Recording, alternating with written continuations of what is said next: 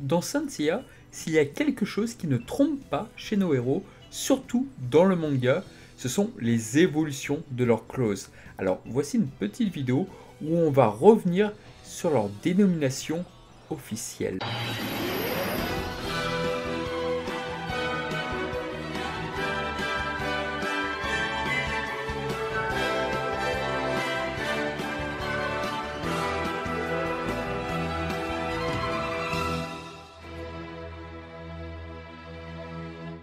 Dans la série animée, nous avons beaucoup moins de stades. Il est toutefois possible que la gamme de figurines et Saint série ait joué un rôle sur le peu d'évolution de clauses durant la bataille du sanctuaire. Dans un des numéros du V-Jump, sorti en décembre 1990, il y avait un dossier très intéressant sur leurs évolutions dans le manga et il était indiqué que les armures évoluaient de type en type.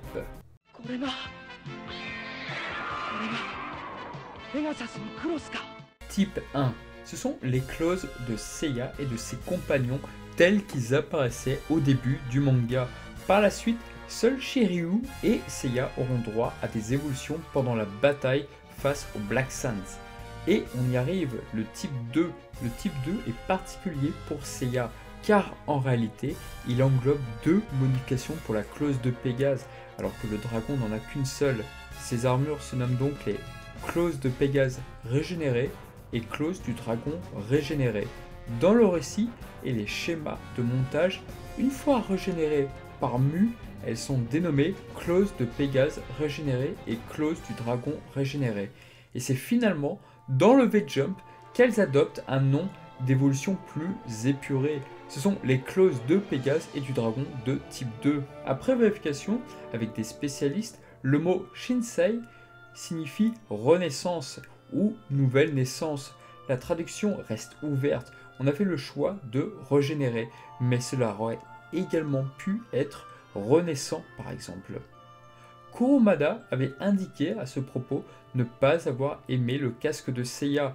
Il avait indiqué qu'il avait tout fait pour s'en débarrasser. Sage décision.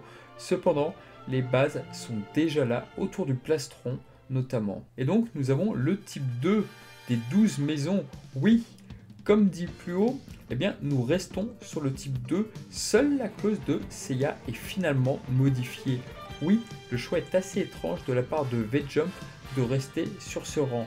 Les clauses sont réparées par Mu au moment où la bataille du sanctuaire est sur le point de commencer. À ce moment-là, seule la clause de Pégase donc évolue, son casque ayant été égaré notamment sous le mont du Fuji pendant la bataille face aux Black Sands. Sa clause change et la forme est beaucoup plus élégante, notamment au niveau de la ceinture et de ses poignets. Type 3, c'est Ikki qui est le premier à détenir cette évolution, et ce, lorsqu'il revient dans le temple de la Vierge avec Shaka. Cette évolution est appelée New Clause, tant les changements sont plus importants. Ikki, très surpris, dit alors que la clause du phénix revient une nouvelle fois à la vie sur mon corps, et elle est encore plus brillante que jamais. C'est la New Clause du phénix. Il est possible que pour la clause de Shun, Masami Kurumada se soit inspiré de l'anime qui avait repris à la base la clause en forme objet du manga. Enfin, je précise que je parle des épaulettes. Alors, oui, mais les formes objets, mais les totems, mais qu'est-ce que c'est?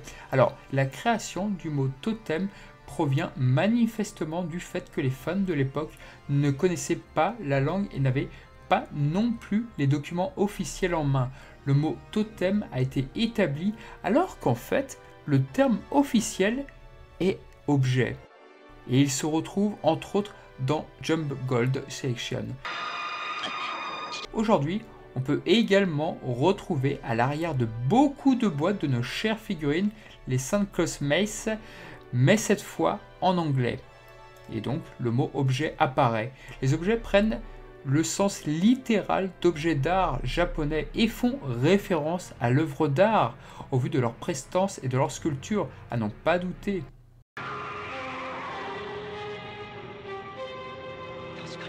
Mais même si on note quelques subtilités, par exemple, les pieds sont intégralement protégés dans l'anime et non dans le manga.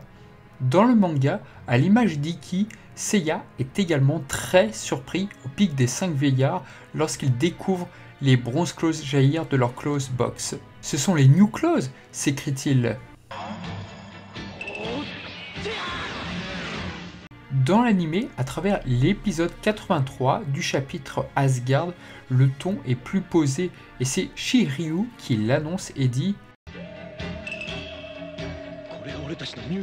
L'une des particularités du type 3, c'est qu'étant réparé via le sang des Gold Saints, ceci augmente de manière considérable leur défense, qui se rapproche extrêmement de celle des Gold Claws, mais aussi leur puissance d'attaque. Lorsque le porteur élève son cosmos, il égalise alors le niveau des Gold Saints. Ces bronze claws deviennent alors des bronze claws dorés, littéralement des bronze claws de couleur or.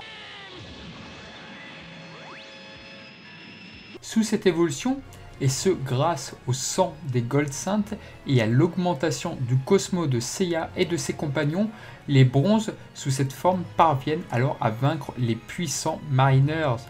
Ikki ne bénéficie pas de cet attrait car sa classe est revenue à la vie grâce à son pouvoir d'autogénération. Toutefois, dans l'anime, eh bien ce n'était pas le cas. Type 4, Seiya, Shiryu, Yoga et Shun voient leur claws reprendre vie grâce au sang d'Athéna, et ce par l'intermédiaire de Sion. Le terme indiqué par cette évolution est New Claws, une nouvelle fois. Toutefois, attention, là encore, Ikki évolue d'une manière différente. Le statut accompagnant son évolution est Claws du Phénix régénéré. Ce nom rappelle l'appellation des évolutions de Pégase et Dragon à Jamir. Mais à ce jour, l'appellation tirée de l'anime et des produits dérivés a pris le pas. Les 5 bronze claws de type 4 sont appelés les Final Claws. Et pour finir, nous avons les God Claws. Il s'agit d'une évolution secrète du type 4. Sous cette apparence, les claws des héros se rapprochent énormément à des Kamui. À ce jour, il s'agit là du stade ultime de nos héros.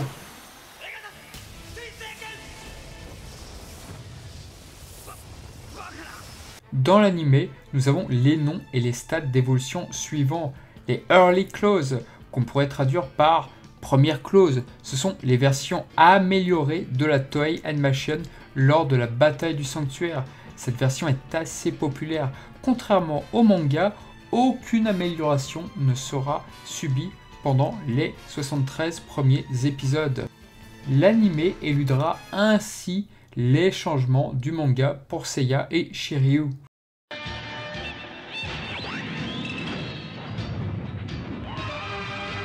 New Claws, les claws apparaissant dans la saga Asgard, Poséidon et au tout début du Hades Junikyu.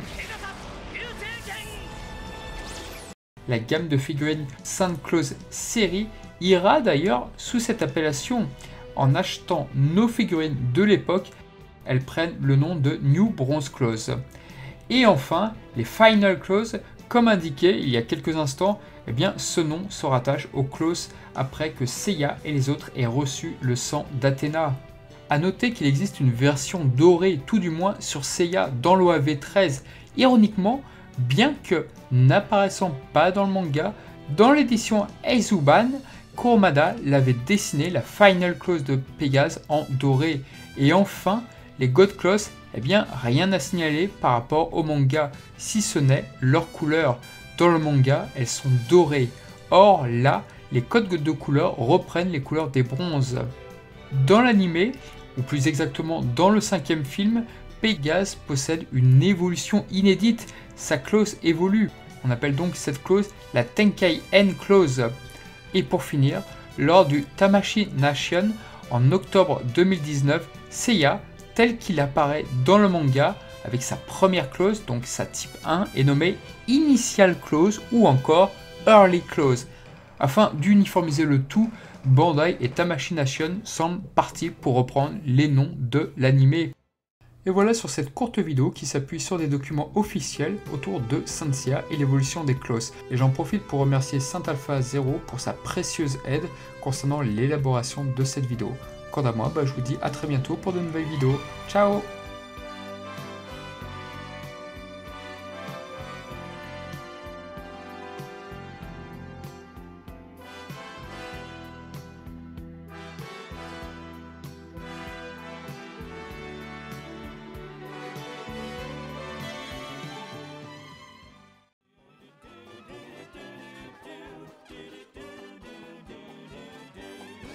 Eh mais attends, c'est la même animation.